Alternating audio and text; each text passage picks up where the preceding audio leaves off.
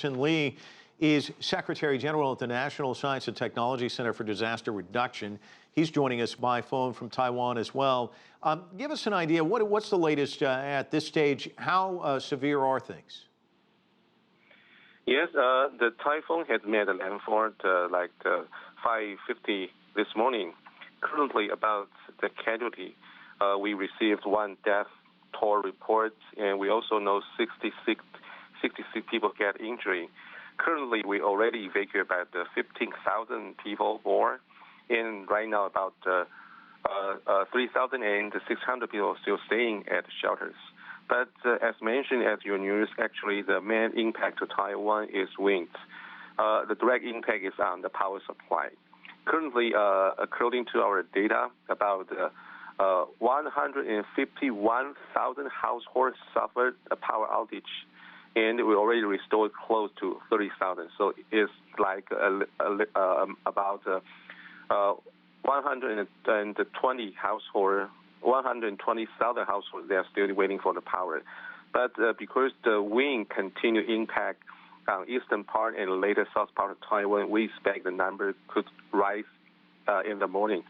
But we still warn more our people, be aware of torrential rain, and it also could trigger landslide. So this is the current situation in Taiwan.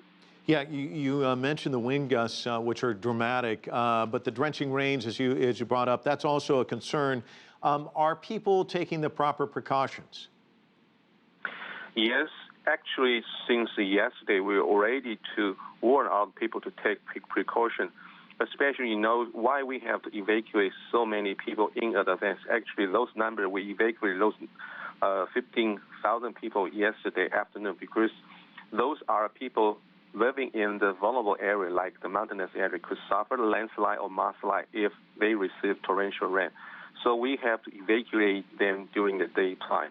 So we are still warning the people, though we not send evacuation suggestion to them, they should keep close monitoring about the situation. And if necessary, we will still do some emergency evacuation. About the flood this time, currently we received cases of flood, about 11, but 10 of them already receded. So right now we still monitor about the rain in the afternoon because when the typhoon close to move to China, the rain cloud will hit the central region, will have torrential rain in the mountainous area of the Tainan and Jiayi area. So we expect some other situation in the afternoon. Do you expect it to lose any of its intensity as it continues to move?